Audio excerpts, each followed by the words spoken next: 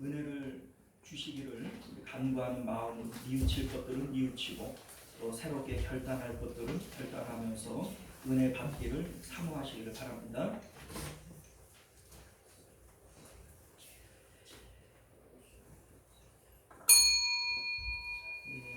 다 같이 묵도하심으로 11월 30일 대강절 주일 예배 우리 하나님 앞에 드리도록 하겠습니다. 우리 다 같이 묵도하십니다.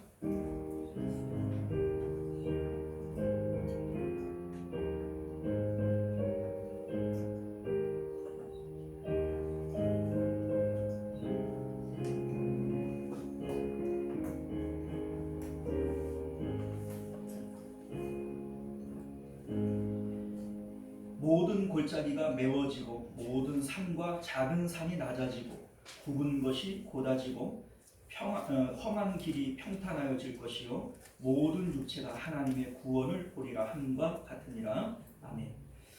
존귀하시고 은혜로우신 우리 주 하나님, 우리를 위하여 예수 그리스도께서 이 땅 가운데 오시고 또 우리를 위하여 구원의 길을 내어주신 것 너무나도 감사드립니다. 그 은혜를 생각할 때 우리는 감사할 것밖에 없고 기뻐할 것밖에 없습니다. 그 은혜 잃어버리지 않는 저희들 되게 하시고 오늘도 그 은혜를 주님 앞에 찬송한 저희들 되도록 은혜 베풀어 주옵소서. 모든 예배의 시종을 주님 앞에 맡겨드리오며 거룩하신 우리 주 예수님 이름으로 간절히 기도드리옵나이다. 아멘. 우리 찬송가 29장 함께 찬송합니다.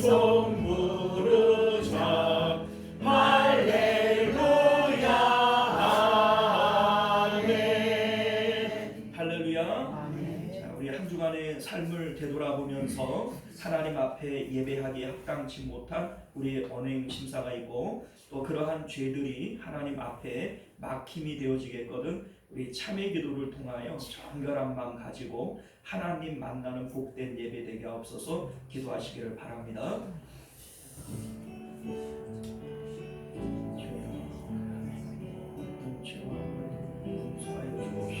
하나님의 아버지 되신 은혜 가운데 저희들을 아버지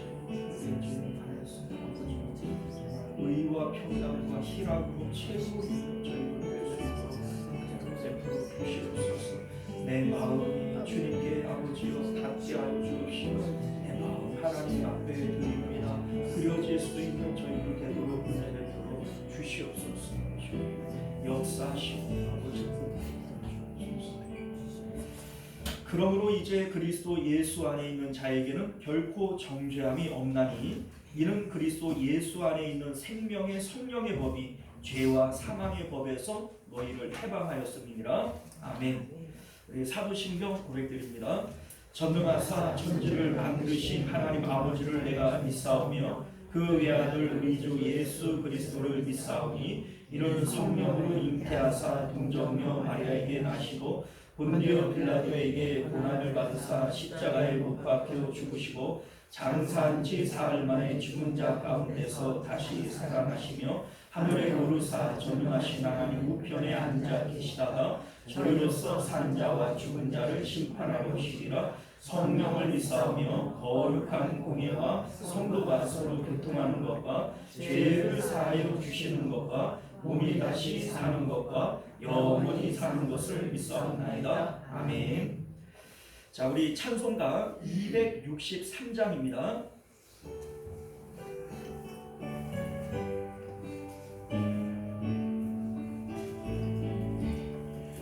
이미 세상 망하고 마비로 약하나 늘 기도 힘쓰며 큰 권능 얻겠네.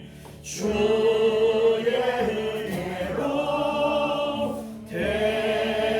대속받아서 피와 같이 부르게 눈같이 이겠네.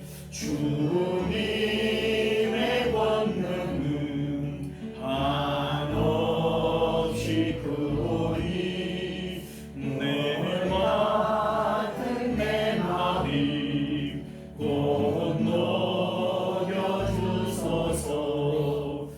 주의 은혜로 대속받아서 피와 같이 부르게 눈같이 이겠네. 내 마음이 약하여 늘 넘어지오니 주 예수 힘주사 굳세게 하소서. 주의 은혜로 대속받아서 피와 같이 부르게 눈같이 이겠네. 죄 사함 받은 후 새 사람 되어서 주 앞에 서는 날 늘 찬송하겠네. 주의 은혜로 대속받아서 피와 같이 부르게 눈같이 이겠네. 아멘. 네, 우리를 대표해서 전승우 장로님 기도하시겠습니다.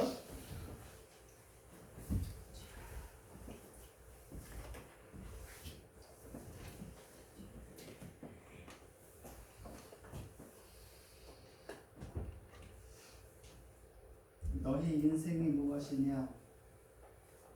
너희는 잠깐 보이다 사라지는 안개니라. 오늘도 사라지시며 온 우주의 만물들과 인생들의 생사화복을 이물대로 주관하시는 하나님 아버지, 크신 은혜와 사랑을 감사합니다. 오늘도 복되며 거룩한 안식일에 세상에 있던 저희들을 부르사 주의 전에 이끄시고 예배에 참여하게 하셨사오니 우리는 몸과 마음과 정성과 뜻을 다한 아름다운 예배를 드릴 수 있게 하여 주시옵소서. 우리에게 성도님들 지치고 힘든 가운데에도 예배의 소중함을 알고 병들고 불편한 몸이 긁어 주님 앞에 왔습니다. 세상의 유혹과 편안함 뒤로하고 원거리 근거리에서 왔습니다. 그 마음 그 정성 우리 주님 아시오니 은혜로 갚아 주시옵소서. 어느새 시작했던 한 해가 다 저물어 갑니다. 건강으로 무탈하게 25년도를 지나갑니다. 남은 하늘도 이끌며 지켜주시옵소서. 주님 세계의 경제가 위태위태하다는데 이 나라 이 땅을 굽어 살펴주시옵소서. 견제하는 세력도 많은데 가식분들이 경기가 헛되지 않게 하여 주시기 비입니다. 일구어놓은 경제 발전이 주 안에서 계속 성장할 수 있도록 하여 주시옵소서. 주님의 뜻이 계셔서 이곳에 시온성 교회를 세우셨사오니 이 교회를 통하여 이 지역에 복되게 하시며 주님의 백성들 말씀을 사먹게 하시고 많은 백성들 마음을 열고 달려오는 교회가 되게 하여 주시옵소서. 이 시간 예배를 이끄시는 목사님을 축복하시고 성령의 충만함을 더 내비사 아름다운 예배를 이끌게 부족함이 없게 하여 주시옵소서. 우리에게 성도님들 마음속에 간절함들이 있습니다. 주 안에서 다 이루어지게 하여 주시옵소서. 기도한 것은 받은 줄로 여기라 예수님 말씀하셨사오니 그 말씀 이룰 수 있도록 하여 주시고 이 시간 이후에 이루어지는 모든 예배 순서도 지켜주시길 바라며 우리를 구원하신 예수님의 거룩하신 이름으로 감사의 기도를 드립니다.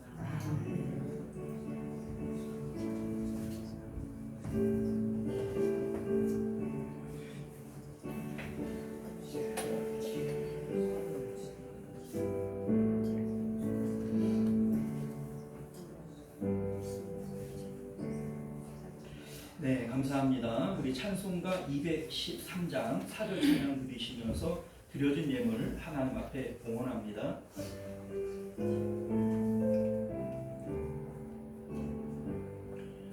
나의 보화 드리니 주여 받아주셔서 하늘나라 위하여 주 뜻대로 쓰소서.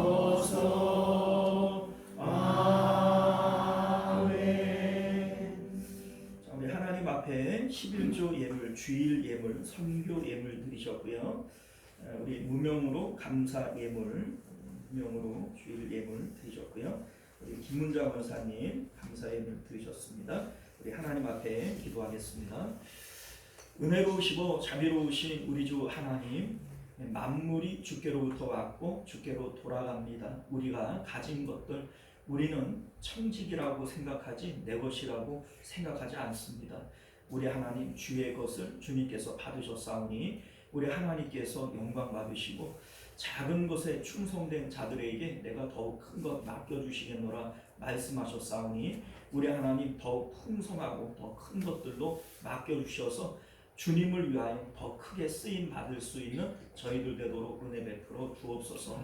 감사 예물 드린 손길들 주님 기억하여 주시고 그 삶 가운데 감사의 제목들이 더욱 넘쳐날 수 있도록 주의 성령께서 삶 가운데 역사하여 주옵소서. 거룩하신 우리 주 예수님 이름으로 간절히 기도드리옵나이다. 아멘. 자, 우리 주보를 창조하시어서 교회 소식 전해드리겠습니다. 서로 사랑하고 격려하며 모이기를 힘쓰는 교회가 됩시다. 겨울철 건강관리에 특별히 더욱 유의하시기를 바라겠고요. 금주부터 대강절 주일도 지킵니다. 대강절이 뭐냐면 성탄절을 기점으로 4주를 세요. 그러니까 오늘이 이제 넷째 주고 셋째 주, 둘째 주, 첫째 주 이렇게 되고 이제 성탄절이 되는 겁니다. 자, 이렇게 대강절이라고 지키는 이유는 성탄절을 우리가 무미건조하게 그냥 이제 받아들이는 것이 아니라 예수님에 대한 은혜를 생각하면서 그 성탄의 은혜를 기억하자 이런 마음으로 이렇게 대강절이라고 하는 것을 만들어 놓은 거니까요. 여러분들 이제 달력을 보시면은 오늘 대강절 이렇게 써 있어요. 이게 이제 그런 의미니까 여러분들 이제 성탄절을 마음에 새기시고 또 하나님 앞에 감사하는 마음으로 준비하실 수 있기를 바랍니다. 우리 이제 어제 성탄절 트리와 장식을 위해서 여러분들이 나오셔서 이제 늦게까지 이렇게 수고해 주셨는데 참으로 감사드리고요. 하나님이 은혜 주실 줄 믿습니다. 자, 전도는 우리의 사명입니다. 영혼 구원을 위해 기도하고 전도를 위해 힘써 주시기를 바라겠고요. 대표기도 공지 주보를 참조해 주시기를 바랍니다. 식당 봉사 우리 11월은 2여 전도에 12월은 4여 전도에 됩니다.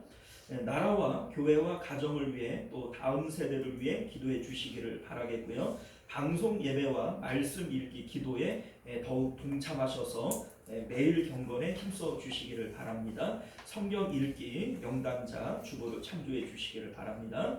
자, 우리 하나님 말씀 함께 볼게요.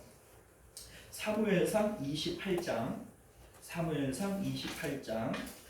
1절에서 7절까지 말씀입니다. 구약성경 456페이지 7페이지나 6페이지나 정도 되겠네요. 28장 1절에서 7절까지 말씀 우리 교독하여 읽도록 하겠습니다. 그때에 블레셋 사람들이 이스라엘과 싸우려고 군대를 모집한지라 아기스가 다윗에게 이르되 너는 발키알라 너와 내 사람들이 나와 함께 나가서 군대에 참여할 것이니라. 다윗이 아기스에게 이르되 그러면 당신의 종이 할까를 하시니 아기스가 다윗에게 이르되 그러면 내가 너를 영원히 내 머리 찢는 자를 삼으리라. 사무엘이 죽었으므로 온 이스라엘이 그를 두고 슬피 울며 그의 고향 라마에 장사하였고 사울은 신접한 자와 박수를 그 땅에서 내쫓았더라.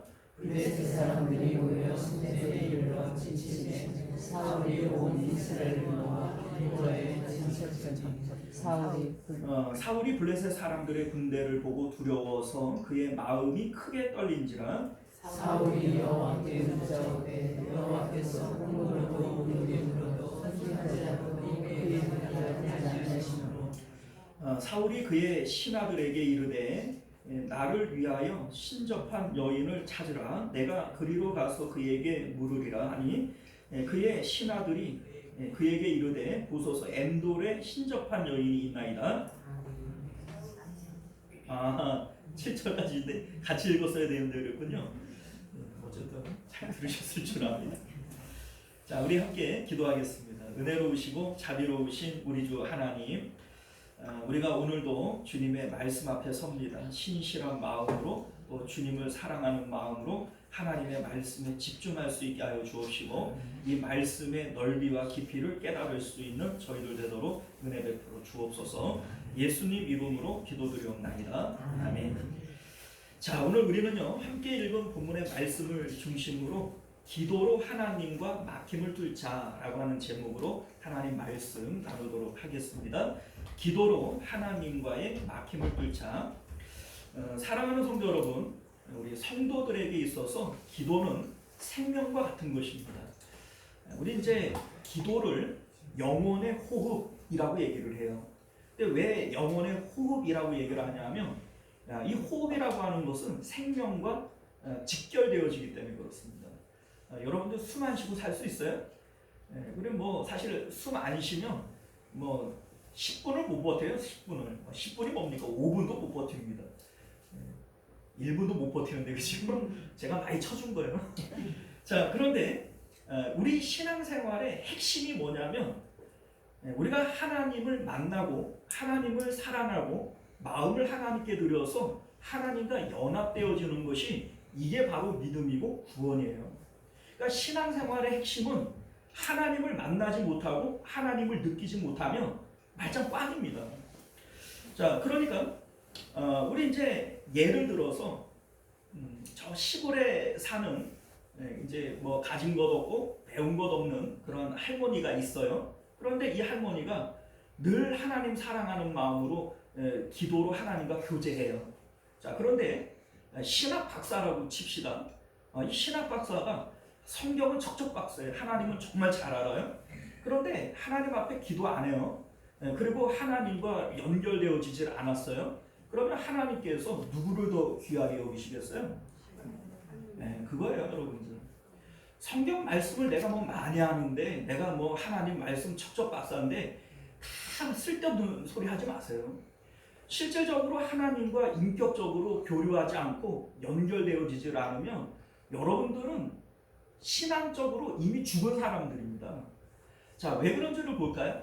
하나님이 우리에게 원하시는 것은 마음을 다하고 목숨을 다하고 힘을 다하여 하나님 사랑하는 거예요. 이게 사실은 구원의 내용은 너희가 내 안에 내가 너희 안에거든요. 그러니까 하나님을 사랑해서 하나님이 내 안에 들어오고 내 마음을 하나님께 드려서 하나님과 연합되어지는 거, 이게 믿음이고 구원이란 말이에요. 자, 그런데 뭐 입으로는 하나님 사랑해요 사랑해요 이렇게 얘기를 하는데 기도가 하나님과의 대화예요. 그런데 하나님과 말을 안 하는데 사람은 무슨 말라 죽을 사람이에요. 무슨 얘기인지 아시겠어요? 여러분들 사랑하는 사람들하고는 막 한밤중에라도 막 전화해가지고 통화하고 싶고, 그거 아니면 뭐 카톡으로라도 깨똑깨똑 이러면서 막 연락하고 싶고 그러지 않습니까? 사랑하는 자녀들에게 1년에 다대로 연락 안 오면 아예 안 오는가 보다 그러고 말아요? 안 해요. 여러분들 사랑할수록 대화하고 싶고 교제하고 싶은 게 이게 사실입니다. 그러니까 하나님을 사랑한다 입으로는 얘기를 하는데 기도하지 않으면 그거 새빨간 거짓말이고요. 하나님과 기도하지 않는 사람은 결과적으로 마음이 멀어지게 되어져 있는 거예요. 그러므로 기도하지 않는 성도는 이미 죽은 성도다. 여러분들이 이것을 분명히 기억하실 수 있기를 바랍니다. 우리가 지난 시간에 다윗이 블레셋으로 망명하는 내용을 함께 살펴봤어요. 신학자들은 이 내용을 다윗의 불신앙이다 이런 이제 평가를 합니다. 자, 그런데 결코 그럴 수 없어요. 왜냐하면 정황상 모든 정황이 다윗을 이스라엘 바깥으로 내몰고 있기 때문에 그래요. 다윗은 사울을 죽일 수 없어요. 하나님의 기름 부음 받은 자이기 때문에 죽일 수 없습니다. 자, 그래서 하나님께서 하시기를 기다리고 있는데 하나님께서는 사울을 점점 더 잘되게 하시는 거예요. 이스라엘 안에서 다윗의 왕권은 더욱 견고해집니다. 자, 그러면 그렇게 하시는 것도 누가 하시는 거예요? 하나님이 하시는 거니까 다윗의 입장에서는 하나님의 주권을 인정하고 자기가 이스라엘 경내에서 빠져줄 수밖에 없는 거예요.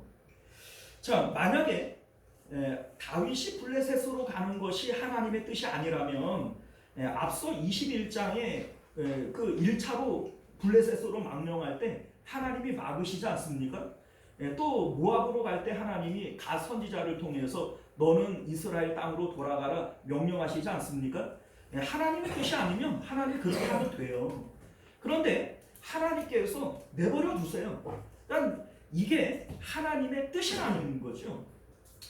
사실 지금 다윗의 광야 훈련이 지금 8년이 넘어가고 있어요. 1년 4개월 후에는 왕이 되어질 겁니다.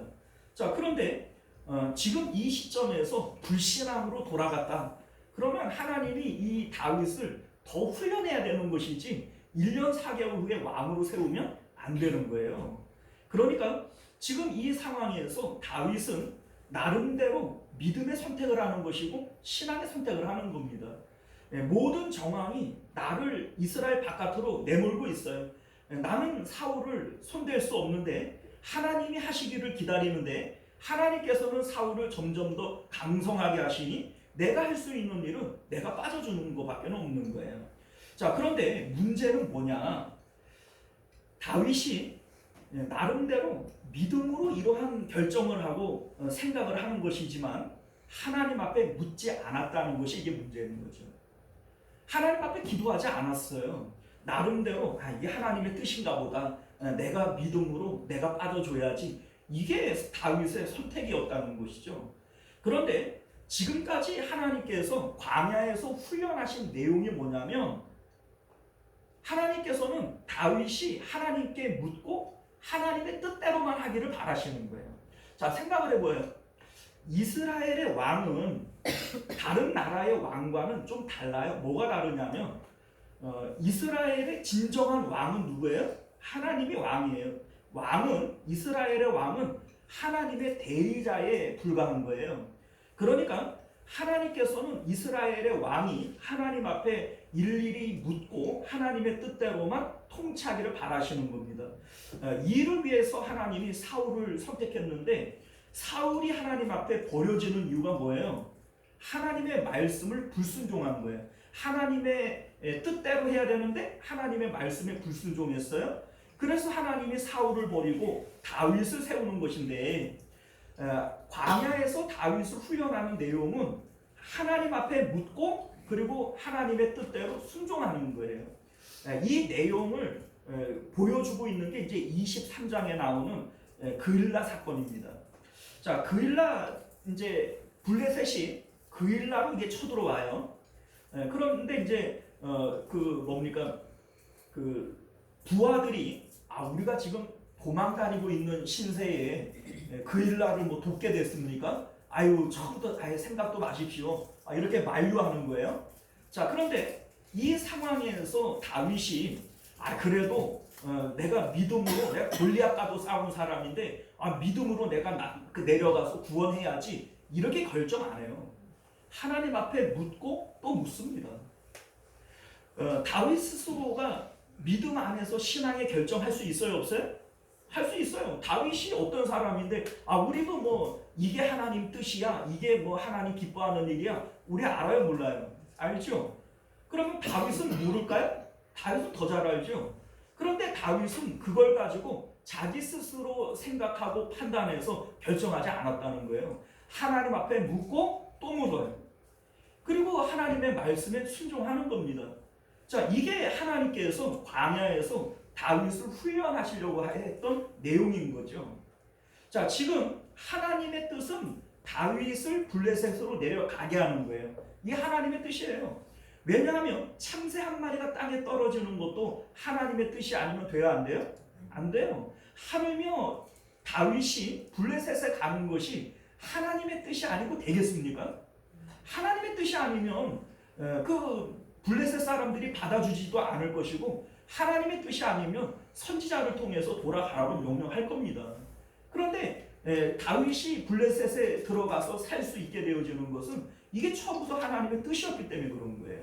자, 그런데 여러분들 문제는 뭐냐면 하나님께서 이제 다윗을 왕으로 세우기 전에 마지막으로 당금질을 하시는 거예요. 사망의 음침한 골짜기로 다윗을 밀어 넣는 겁니다. 이게 하나님의 뜻이에요. 그런데 문제는 다윗이 기도를 통하여 하나님께 마음을 드리고 하나님과 연합되어지면 그 사망의 음침한 골짜기 가운데에도 두려워하지 않고 염려하지 않고 기쁨 가운데 하나님을 따라갈 수 있을 겁니다. 그런데 다윗이 기도하지 않아요. 그러면 똑같이 하나님의 뜻이고 그 사망의 골짜기에서 하나님이 인도하시지만 마치 염소 새끼가 목매어가지고 끌려가는 것처럼 질질 끌려가는 거예요. 고난이 따라오게 된단 말이죠. 자, 우리가 이 내용들을 다음 시간에 한번 살펴보게 될 겁니다. 자, 그런데 오늘 본문이 우리에게 보여주고 있는 것이 뭐냐면 기도하지 않으므로 하나님과 사울은 완전히 단절이 돼버렸어요. 그러니까 하나님과의 연결이 완전히 끊겨버렸어요. 자, 이 하나님과의 단절이 교통이 끊어진 이 상태가 얼마나 성도에게 두려운 일인지에 대한 것을 오늘 본문이 우리에게 보여주는 겁니다. 다윗도 지금 나름대로는 신앙의 결정을 한다라고 하지만 기도하지 않음으로써 지금 하나님과 멀어지고 있는 거예요.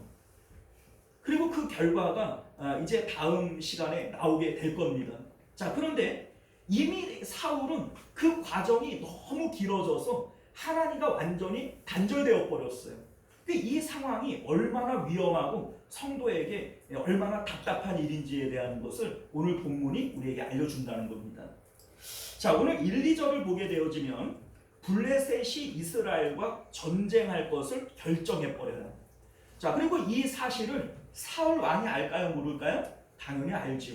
전쟁이 모르게 슬쩍 일어날 수 있는 게 아니죠. 자, 그래서 그리고 이제 3절을 보게 되어지면 사무엘이 죽어 라마에 장사했다, 이런 얘기가 나와요. 자, 그런데 여러분들 이거는 25장 1절에서 이미 언급된 내용이에요. 그러니까 25장 1절, 그러니까 예전에 이미 사무엘은 죽었고 또 사울이 그 이제 신접한 자를 내쫓은 일들은 이미 예전에 있었던 일입니다. 그런데 왜 지금 갑자기 그 얘기를 꺼내냐? 사무엘이 죽었으므로 사울이 영적으로 의지할 사람이 아무도 없다. 이거를 강조하기 위해서 예전에 있었던 25장 1절에 있었던 이 일을 지금 다시 꺼내고 있는 거예요. 3절 하반절을 보면 사울이 신접한 자와 박수를 그 땅에서 내쫓았다 이렇게 얘기를 합니다. 소위 무당, 점쟁이 뭐 이런 사람들이죠. 자, 우리 출애굽기 22장 18절을 보게 되어지면 하나님께서 무당을 돌로 쳐 죽이라 이렇게 명령해. 그러니까 가나안 땅 그 복지 안에는 이러한 신접한 자가 있을 수 없다라고 하는 얘기죠. 자, 사울이 이와 같은 행위를 하는 것은 나름대로 믿음으로 하는 거예요. 하나님의 말씀을 지금 순종하는 거 아닙니까? 자, 우리는 사울이 하나님으로부터 버림받았고 그래서 악신이 들렸고 그래서 사울은 하나님으로부터 완전히 끊겨졌다 이렇게 생각한단 말이에요. 그런데 정작 사울도 자기를 그렇게 생각하냐? 아니요. 사울은 자기가 절대 그렇다고 생각하지 않습니다. 자, 우리가 그것을 뭘로 하냐면 나름대로 그 신접한 자 박수를 이스라엘 경내에서 내쫓아요. 이게 단순하게 내쫓은 게 아니라 이제 잡아다가 죽이는 거예요. 그러니까 이들이 도망가게 되어지는 것을 얘기를 하는 겁니다. 왜냐하면 이제 뒤에 보면은 신접한 자가 그렇게 얘기하거든요. 사울이 다 내쫓았는데 이거 들키면 나 죽는다 이런 얘기를 하잖아요.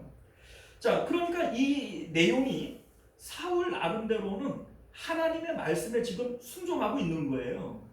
그리고 10절을 보게 되어지면 여호와의 이름으로 맹세도 합니다. 그러니까 사울 스스로는 자기가 하나님으로부터 끊겨졌어요. 여전히 선민이에요. 자기는 여전히 선민인 거예요.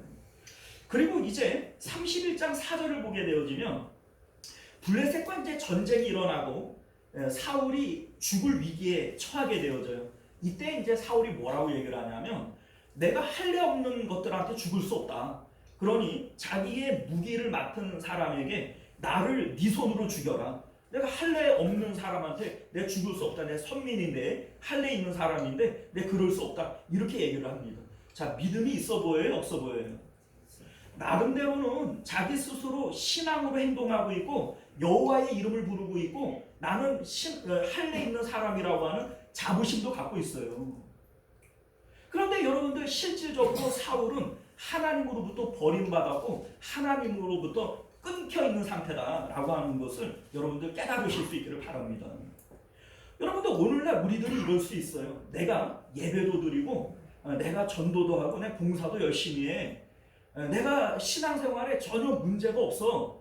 그런데 여러분들 영적으로 여러분들이 하나님과 끊겨 있는 상태라면 여러분들은 이미 영적으로 죽어 있는 상태예요. 그러니까 사울도 자기가 그런 상태인 줄 인지하지 못한다니까요. 오늘날 우리들도 마찬가지일 수 있다는 것을 기억하실 수 있기를 바랍니다. 자, 그러면 왜 사울이 이러한 착각을 하고 있느냐? 다윗과 비교를 해보면 그 이유를 알게 되어집니다. 자, 다윗도 하나님으로부터 범죄하고 하나님으로부터 책망을 받아요. 밧세바를 가늠하고 나단 선지자가 와가지고 다윗을 책망합니다. 여러분들도 알다시피 사울도 하나님 앞에 범죄하고 사무엘에게 책망을 받잖아요. 그런데 나타나는 반응이 완전히 다르단 말이죠. 자, 어떻게 다르냐면 다윗은 하나님으로부터 책망이 올 때 하나님 그래도 내 왕권을 지켜주세요 이래 안 했어요. 뭐라고 얘기를 하냐면 나를 주님에게서 멀리하지 마옵시고 주의 성령을 내게서 거두지 말아 주십시오. 이게 다윗의 기도의 내용이었다는 겁니다. 그렇게 하면서 막 울며 침상을 적셨다. 이렇게 성경이 말씀하고 있는 것이죠. 다윗이 정말로 두려워한 게 뭐예요? 하나님과 교통이 끊어지는 것을 가장 두려워한 거예요. 하나님 성령을 거두심으로 내가 하나님 앞에 물을 때 하나님과 대화할 때 이게 끊어지지 않게 해주십시오. 주의 성령을 내게서 거두지 말아 주십시오. 이게 다윗의 기도였다고요. 여러분들 죄가 왜 무서운 줄 아세요? 죄는 하나님과 우리와의 관계를 끊어버리기 때문에 무서운 거예요. 사울은 하나님과 교통이 끊어진 상태이지만 사울의 왕권은 더욱 든든해져 갑니다. 사울은 세상에서 먹고 사는데 전혀 문제가 없었어요. 그러니까 자기 스스로가 나 문제가 없다 이렇게 생각을 하는 거예요. 그런데 여러분들 그러한 것들은 하나님과 교통이 끊어져도 전혀 문제없이 돼요. 그런 것들은 기도 없이도 얼마든지 돼요. 근데 정말 무서운 것은 뭐냐면 죄가 하나님과 우리 사이를 끊어놓으면 하나님께서 우리를 봐주지를 않아요. 하나님의 얼굴을 감춰버려요. 이게 무서운 거예요. 6절을 보면 꿈으로도 우림으로도 선지자로도 응답하지 않았다 이렇게 얘기를 합니다. 다윗이 제일 두려워했던 거 지금 이게 사울에게 일어나고 있는데 사울은 이거를 두려워하지 않는다는 거죠.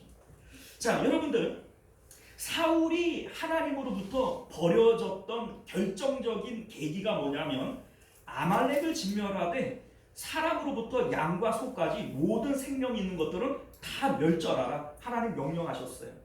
그런데 사울이 가만히 보니까 뭐 양이고 소고 이게 다 재산이고 좋은 건데 전쟁을 벌였으면 백성들한테도 뭔가 콩고물이 떨어져야 되는데 이걸 다 죽이려고 하니 백성들의 원망이 두렵고 또 이제 양이나 소나 이런 것들을 보니까 욕심도 나는 거예요. 그러니까 이제 이거를 살렸단 말이에요.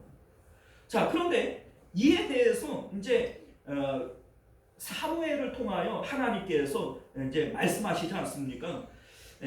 하나님께서 왕을 버려 이스라엘의 왕이 되지 못하게 하셨습니다. 하나님께서 당신이 하나님을 버렸으므로 하나님도 당신을 버렸습니다. 이렇게 15장에서 말씀해요.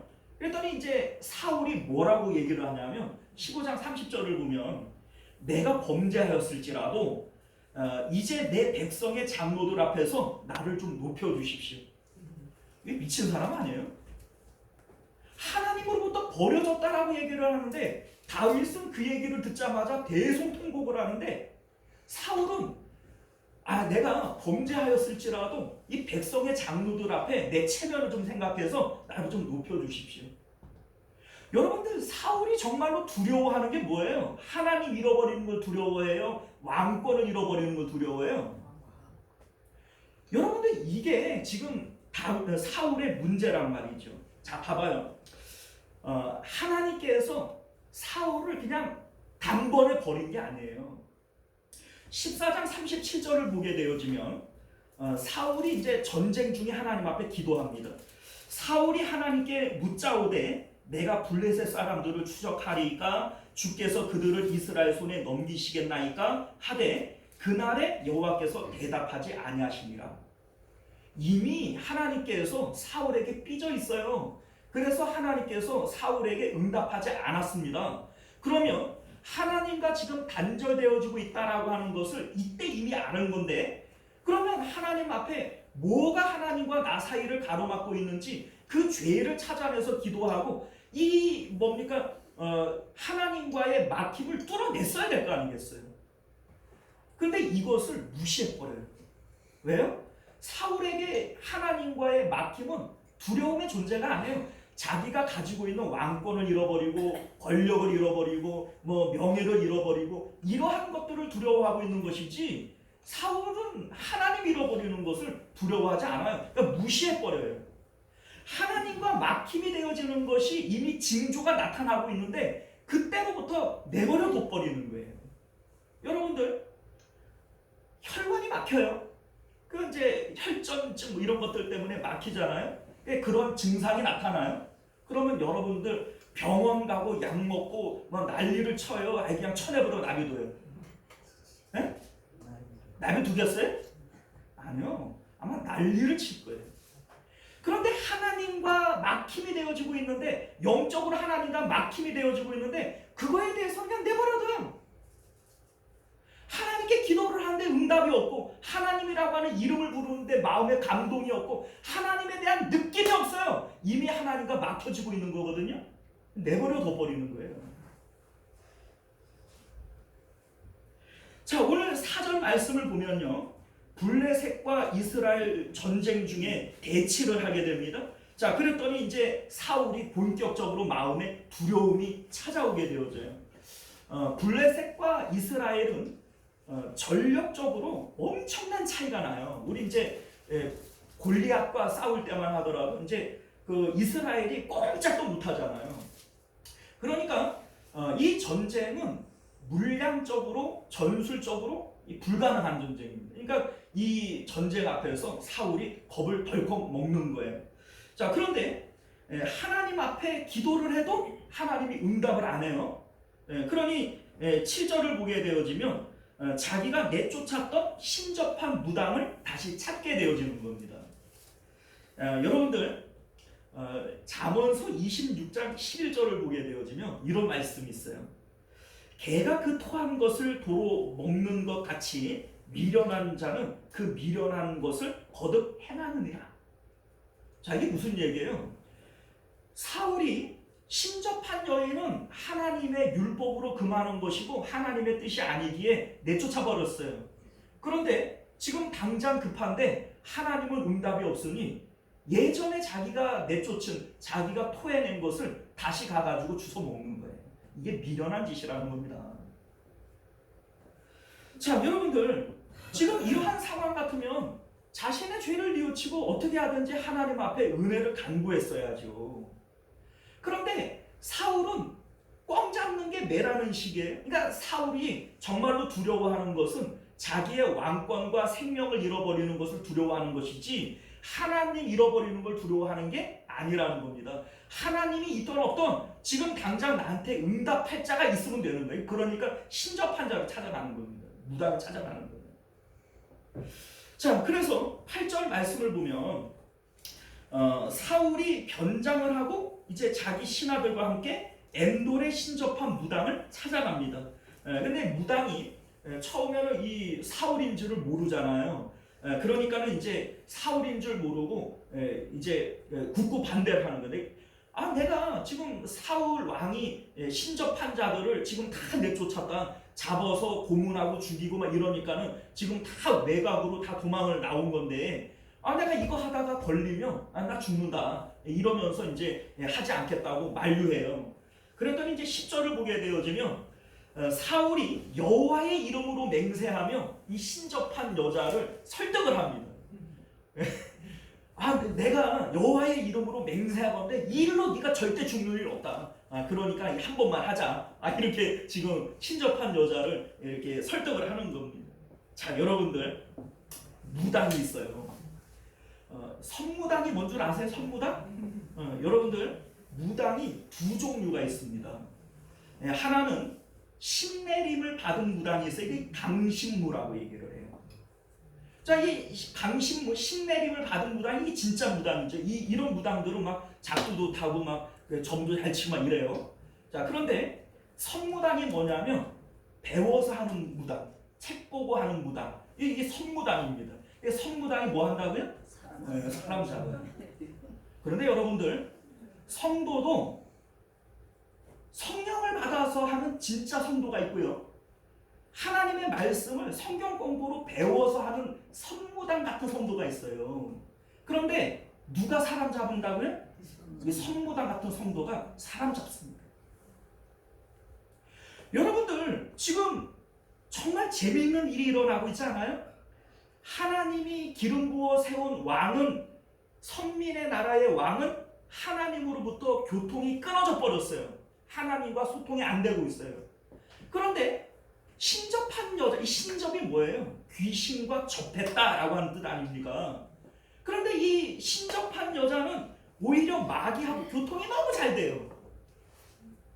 이게 아이러니 아닙니까? 자, 우리가 오늘 이 말씀 가운데 이 15절을 보면 이제 그 신접한 여자가 신내림이 딱 임하게 되어지니까 사울이 왕인 것을 탁 알고 두려워해요. 그러면서 이제 그 사울의 명대로 이제 사무엘의 영을 지하에서 끌어올립니다. 자, 15절을 보세요. 사무엘이 사울에게 이르되 네가 어찌하여 나를 불러 올려서 나를 성가시게 하느냐. 자, 무당이 사무엘을 끌어올려서 이 사무엘이 사울에게 말을 하는 거예요. 왜 나를 끌어올려서 귀찮게 하냐. 이렇게 얘기를 합니다. 자, 여러분들, 오늘 이 본문은 많은 성도들에게 혼란을 주는 본문이에요. 자, 이거 어떻게 봐야 돼요? 죽은 사무엘의 영이 땅에서 올라온 게 맞습니까? 아닙니까? 아닌 것 같아요? 자, 여러분들 15절을 보면은 사무엘이 사울에게 이르되, 사무엘이 이르렀다고 얘기하잖아요. 왜 아니에요? 아니, 안 속네.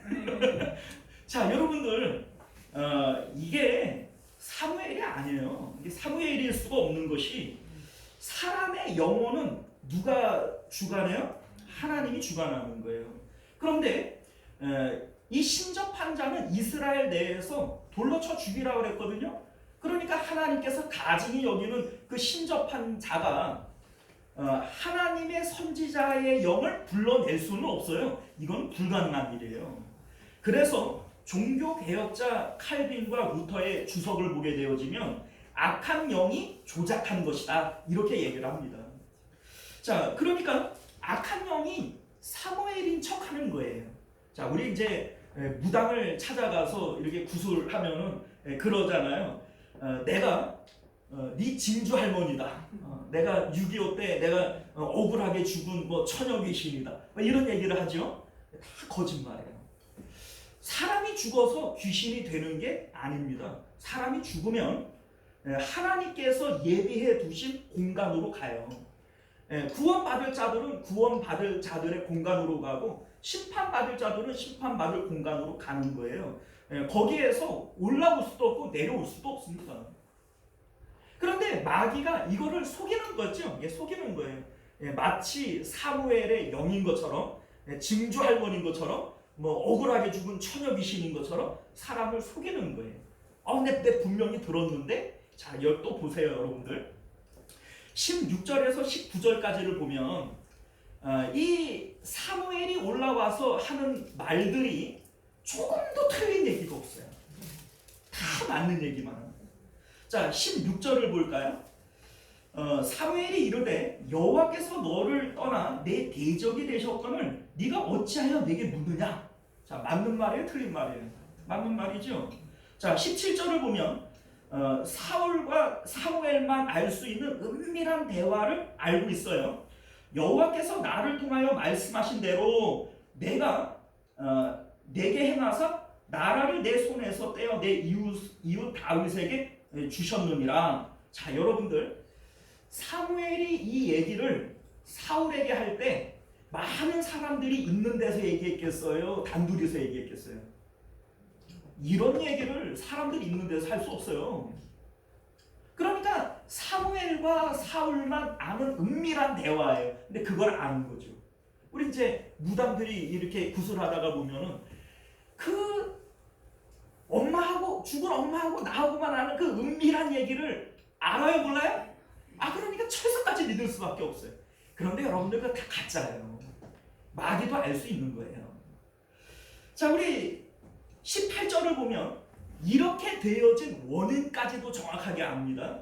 네가 여호와의 목소리를 순종하지 아니하고 그의 진노를 아말렉에 쏟지 아니하였으므로 여호와께서 오늘 이 일을 내게 행하셨다, 이렇게 얘기를 합니다. 이거 맞아요, 틀려요? 이거 맞아요. 그러니까 원인까지도 정확하게 맞추고 있죠. 그리고 마지막 결론 19절을 볼까요? 미래에 대한 얘기도 맞춥니다. 여호와께서 이스라엘을 너와 함께 블레셋 사람의 손에 넘기시리니 내일 너와 내 아들들이 나와 함께 있으리라, 이렇게 얘기를 합니다. 자, 그런데 이 내용이 31장에 가게 되어지면 그대로 성취가 되어져요. 사울이 죽고 그의 아들 요나단도 죽고 뭐 이렇게 이 말이 그대로 성취가 되어진단 말이에요. 자, 그러면 우리가 이거 어떻게 받아들여야 돼요? 이게 사무엘의 영이 맞나요? 아니 뭐 하는 얘기들도 틀린 얘기가 하나도 없고 과거도 알고 은밀한 얘기도 알고 미래도 맞추는데 이거를 어떻게 뭐 마귀가 한다 이렇게 얘기할 수 있나요? 예, 그래도 그게 맞아요. 왜 그러냐면 여러분들 봐봐요. 마가복음 3장 11절을 보게 되어지면 더러운 귀신이 어느 때든지 예수를 보면 그 앞에 엎드려 부르짖어 이르되 당신은 하나님의 거룩한 아들입니다. 이렇게 얘기를 했다는 거예요.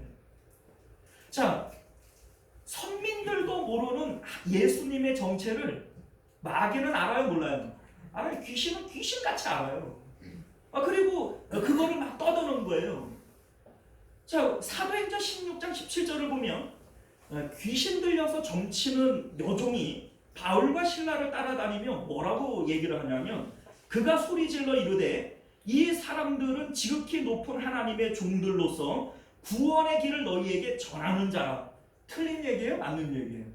맞는 얘기죠. 여러분들 귀신이 귀신같이 알아요. 그리고 맞는 얘기 한다고요. 그래도 이게 하나님의 말씀이 아니고 귀신 얘기인 것을 믿으실 수 있기를 바라요. 그러니까 속지 마세요. 이게 속는 겁니다. 여러분들 모세가 바로 앞에서 지팡이를 던져서 뱀을 만들었어요. 근데 바로의 술사들도 지팡이를 던져서 뱀 만들어요? 못 만들어요? 마귀도 할 수 있는 일이에요. 마귀도 할 수 있는.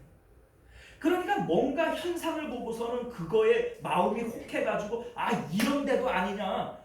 사무엘이 올라와서 하는 얘기가 다 맞는 얘기했는데 틀린 얘기가 없는데 그거를 왜 못 믿냐? 여러분들 속지 마시라고. 이게 다 마귀 하는 짓이라고요. 자, 오늘 본문이 우리에게 말하고 싶은 내용이 뭐냐? 하나님과 교통이 끊어진 사울이 몰락해가는 과정을 우리에게 보여주는 거예요.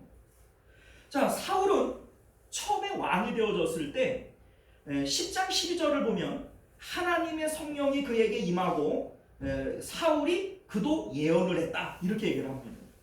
그래서 그 당시에 이제 이스라엘 백성들이 뭐라고 얘기를 하냐면 사울도 선지자 중에 있느냐 이런 얘기를 해요.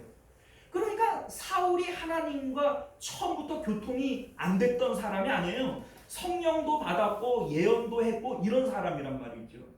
11장 6절을 보면 여호와의 영이 사울에게 크게 감동하셨다 이렇게도 되어져 있어요. 그런데 사울이 하나님의 성령을 아주 그냥 홀대해버려요. 그러니까 하나님과 교통이 끊어지고 하나님이 자신에게 삐져 있는데 이거를 그냥 우습게 여겨버려요. 하나님이 응답지 아니했다. 그러면 무당 찾아가고 말지. 여러분들 이게 뭡니까 도대체? 다윗을 보면 주의 성령이 떠나가는 그것을 가장 두려워했어요. 다윗은 왕권 잃어버리는 걸 두려워하지 않았고 자기의 명예가 땅바닥에 짓밟히는 것을 두려워하지 않았어요. 다윗이 정말로 두려워했던 거 오직 하나는 하나님과의 교통이 끊어지는 거 이거 두려워했다고요. 그 결과 똑같이 죄를 지었고 똑같이 하나님으로부터 징계를 받았지만 사울은 버림을 받았고 다윗은 결코 버림받지 않았습니다. 여러분들 하나님이 지금 내 안에 계시는가? 내가 하나님과의 교통이 끊어지고 있지는 않은가? 여기에 여러분들 집중하셔야 돼요. 신앙생활은 하나님의 말씀을 많이 하는 게 아니에요. 그래서 내가 하나님의 뜻이 뭔지를 분별해서 내가 그 뜻대로 행하는 거 그게 아니라고요. 어차피 내 삶의 모든 내용들은 하나님 뜻대로 되어지게 되어져 있어요. 하나님이 내 멱살이라도 붙들고 하나님의 뜻대로 나를 끌고 간다니까요. 그런데 문제는 하나님께서는 어떤 과정, 어떤 환경 속에 있더라도 우리가 마음을 하나님께 드려서 하나님과 연합하기를 원하시는 거예요. 여러분들 믿음이라고 하는 것은 하나님과 연결되어지는 거예요. 마음을 하나님께 드려서 하나님이 내 마음에 들어오시고 내 마음을 하나님께 드리고 너희는 내 안에 내가 너희 안에 이게 바로 믿음의 상태고 구원의 상태라고요. 그런데 기도 외에는 내 마음을 하나님께 드릴 수 있는 방법이 없어요. 여러분들의 마음을 무슨 수로 하나님께 드릴 겁니까? 어떤 방법으로 하나님께 드릴 수 있죠? 다른 방법이 있으면 저한테 한번 알려줘 보세요. 없어요. 하나님의 뜻은 말씀을 통해서 알 수 있어요. 그런데 내 마음은 기도를 통하지 않고서는 하나님께 드릴 수 없어요. 지금 사울은 하나님의 뜻이 뭔 줄을 알아서 박수와 신접한 자를 내쫓아요. 그리고 자기 스스로 여호와의 이름을 불러가며 맹세도 합니다. 그냥 내가 할례 받은 사람이니까 할례 없는 사람들한테 죽을 수 없다고 자기를 죽여달라고 하는 그런 믿음도 있어요. 그런데 뭐예요? 하나님과의 교통이 끊어졌어요. 이게 처음부터 이게 신자 아닌 거예요, 여러분들. 하나님의 말씀을 알고 하나님의 뜻을 알고 그래서 나는 하나님의 뜻대로 지금 행하고 있고 내 삶에는 전혀 문제 없다고요? 아니요. 하나님과의 교통이 끊어진 것은 근본적으로 이게 아니라고요. 여러분들 안고 없는 팥빵하고 똑같은 거예요. 하나님과의 교통이 끊어졌는데 뭔 성도예요? 다 가짜지. 착각하지 마세요. 이 믿음도 아니고 구원도 아닙니다. 사랑하는 성도 여러분, 이제 말씀을 맺도록 하겠습니다. 오늘날 우리는 지금 하나님과 단절되어지고 있지 않은지를 한번 생각을 해보세요. 자, 예를 들어 볼게요. 여러분들이 사랑하는 사람들을 이름을 불러요. 이를테면 여러분들이 사랑하는 손주들 이름을 불러요. 사랑하는 아들 이름을 불러요. 자, 그러면 그 마음 가운데 이름이 주는 느낌이 있어요, 없어요? 우리 어르신들 이렇게 보면은 손주 얘기를 시작하기도 전에 손주 얘기를 다 이렇게 이름을 딱 부르면 자기도 모르게 입이 이렇게 찢어져요. 그래서 묻지도 않는데 막 자랑을 하고 밥 사주지도 않으면서 자랑을 하고 막 그래요. 여러분들 왜 제가 이 말씀을 드리냐면 여러분들이 하나님을 사랑하잖아요. 그러면 하나님의 이름을 부를 때 여러분들의 마음에 느낌이 있어야 돼요.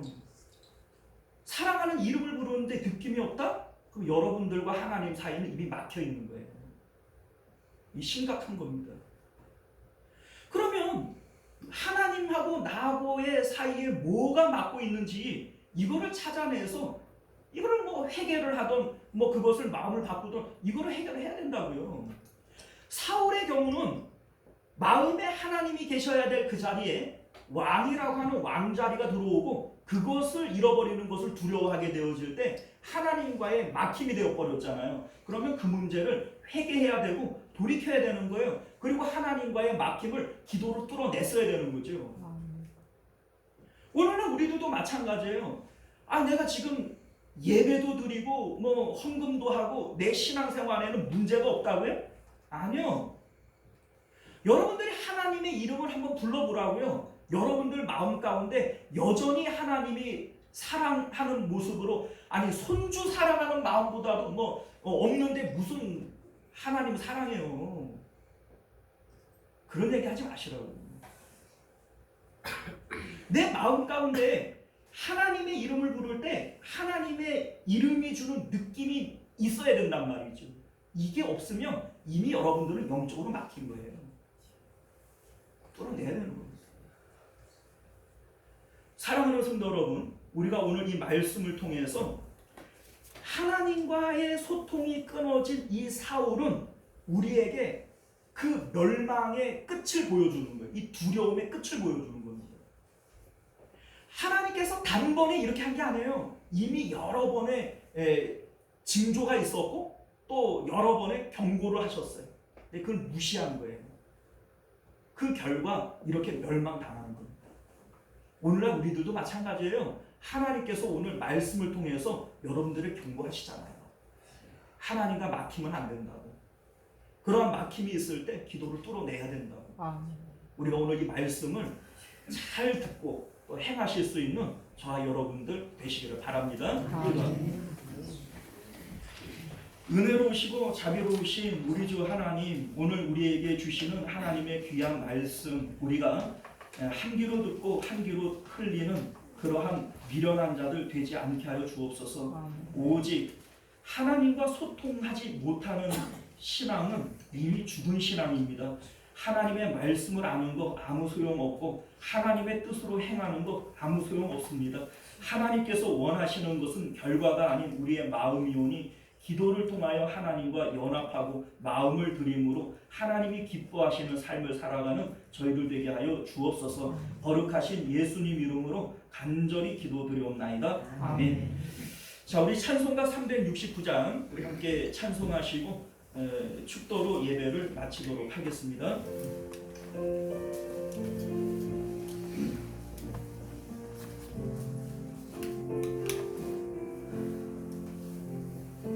죄짐 맡은 우리 구주 어찌 조금 지운지 걱정 근심 무거운 짐 주님 주께 맡기세 주께 고함 없는 고로 보응하지 못하네 사람들이 어찌하여 아멘 주를 모를까 시험 걱정 모든 배로 없는 사람 누군가 부질없이 낙심 말고 기도드려 하세요. 이런 진실하신 친구 찾아볼 수 있을까 우리 약함 아시오니 어찌 아니하일까 근심 걱정 무거운 짐 아니 진짜 누군가 피난처는 우리 예수 주께 기도드리세 세상 친구 멸시하고 너를 조롱하여도 예수 품에 안기어서 참된 위로 받겠네.